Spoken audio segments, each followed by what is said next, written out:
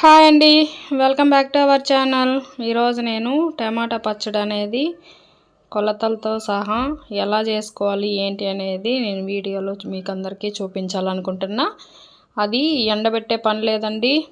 2-3 days పడుతుంది ఎండబెట్టి చేయాలంటే. ఇలా చేశారనుకోండి ఒక 1 అవర్ లేదా 45 మినిట్స్లో అంతా టమాటా పచ్చడి అనేది రెడీ అయిపోతుంది అనమాట. అది ఎలా చేసుకోవాలి ఏంటి అనేది అయితే నేను ఇక్కడ ప్రాసెస్ అయితే చెప్పాలనుకుంటున్నా.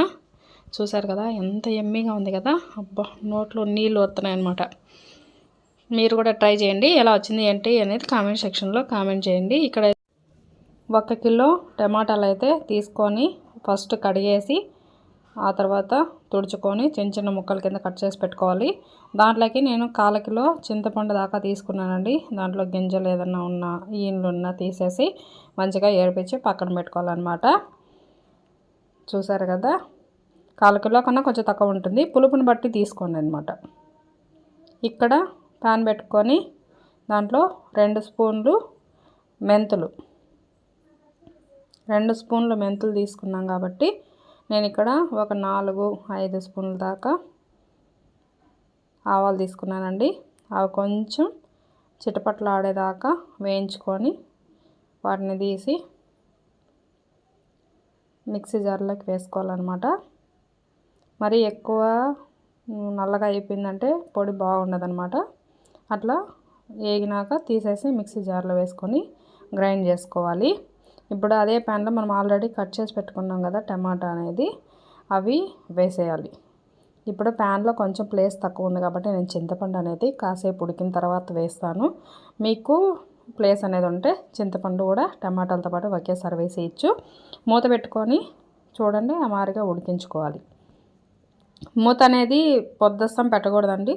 ఫస్ట్లో కాబట్టి కాసేపు అవి బాయిల్ అయితే బాగుంటుందనే ఉద్దేశంతో పెట్టాను అనమాట. మ్యాక్సిమం మూత పెట్టకుండానే చేసుకోవాలి. నేను ఇప్పుడైతే కొంచెం గ్యాప్ ఉంది, మెత్తబడినాయి కాబట్టి నేను చింతపండు అనేది వేసేసి కొంచెం అట్లా మధ్యలోకి తీసి వేస్తే టమాటాతో పాటు చింతపండు కూడా ఉడికిపోవాలి. చూసారు కదా అమారిగా ఇంతేనండి, ఇంకైతే మూత పెట్టకూడదు. చూసారు కదా నీళ్ళు అయితే బాగా వచ్చేసినాయి. ఈ నీళ్ళతోనే మెత్తగా గుజ్జుగా ఉడికిపోవాలి. నేను ఆల్రెడీ మన ఛానల్లో ఒకటి పెట్టానన్నమాట 6 months బ్యాక్. అది టమాటాలతో పాటునే ఎండుమిరపకాయలు కూడా వేసి పెట్టానన్నమాట. అది కూడా చూసి ఒకసారి ట్రై చేయండి.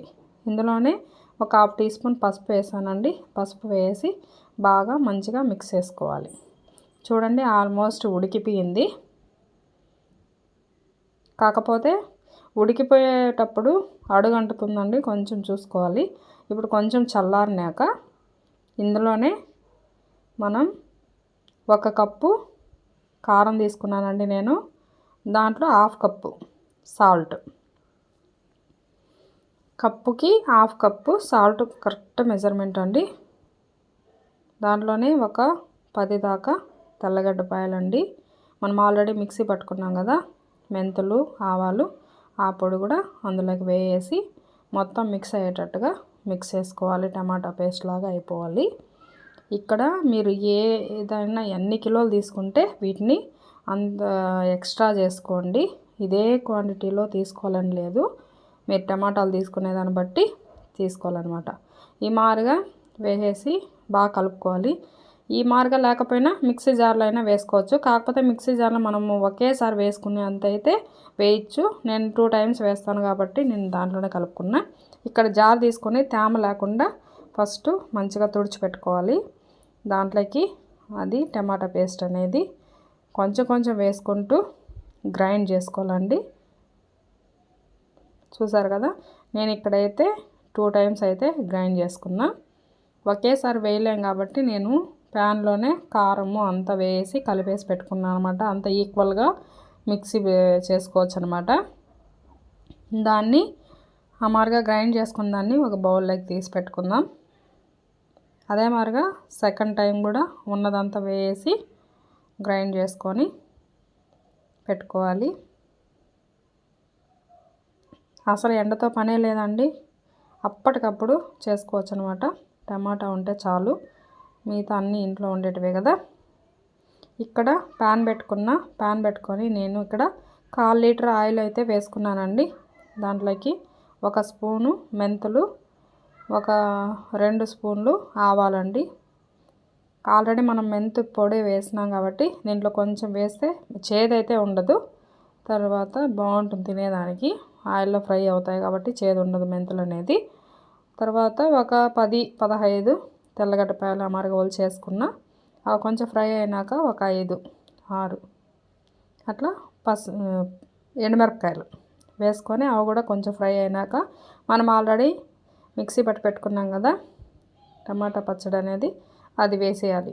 ఇప్పుడు మీకు చూడడానికి ఆయిల్ చూడండి ఎంత ఎక్కువ ఉందనిపిస్తుంది కదా, అసలు ఎందుకు ఇంత వేసిందని కూడా మీకు అనిపిస్తూ ఉంటుంది. కాకపోతే ఇదంతా ఒకసారి కలిపేసుకొని ఇప్పుడైతే మీడియం ఫ్లేమ్లోనే ఉండాలండి స్టవ్ అనేది. మామూలుగా పెట్టుకొని కలుపుకుంటా ఉంటే లాస్ట్కి ఆయిల్ అయితే ఎక్కువ ఉండదండి, అసలు బాగా అబ్జర్వ్ చేసుకుంటుంది పచ్చడి అనేది. అసలు పచ్చడి అంటేనే ఆయిల్ అండి, ఆయిల్ ఉంటేనే ఎక్కువ రోజులు నిల్వ ఉంటుందన్నమాట. చూసారు కదా, ఫస్ట్ ఉన్న ఆయిల్కి ఇప్పటికి ఇంకా ముందుకి ఎంత డిఫరెంట్ కనిపిస్తుందో మీరే చూడండి. ఇలా చేసుకునింది ఇది చల్లారినాక ఒక బాక్స్లో వేసుకొని స్టోర్ చేసుకుంటే చాలా బాగుంటుంది. ఇది ఎందులోకైనా తినొచ్చు అనమాట హ్యాపీగా. నేను చేసిన ఈ టమాటా నిల్వ పచ్చడి అనేది మీకు నచ్చినట్టయితే లైక్ చేయండి, షేర్ చేయండి, సబ్స్క్రైబ్ చేయండి. Thank you for watching. Bye అండి.